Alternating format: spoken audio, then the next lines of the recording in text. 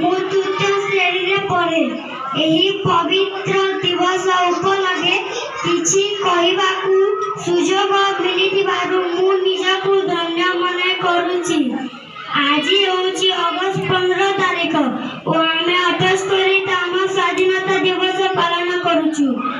ସର୍ବପ୍ରଥମେ ସମସ୍ତଙ୍କୁ ଶୁଭ ସକାଳ ଓ ସ୍ୱାଧୀନତା ଦିବସର ଅନେକ ଶୁଭକାମନା। ସ୍ୱାଧୀନତା ଦିବସ ହେଉଛି ଭାରତର ଜାତୀୟ ପର୍ବ। 1947 ମସିହା ଅଗଷ୍ଟ 15 ତାରିଖ ଦିନ ଆମ ଦେଶ ସ୍ୱାଧୀନ ହୋଇଥିଲା। ଅଗଷ୍ଟ 15 ତାରିଖ ଦିନ ଆମ ଦେଶର ପ୍ରତ୍ୟେକ ନାଗରିକ ଜାତୀୟ ପତାକା ତଳେ ଛିଡ଼ା ହୋଇ ଜାତୀୟ ସଙ୍ଗୀତ ଗାନ କରିଥାନ୍ତି। ଆମ ଦେଶକୁ ଅନେକ ସ୍ୱାଧୀନତା ସଂଗ୍ରାମୀମାନଙ୍କ ଅବଦାନ ରହିଛି।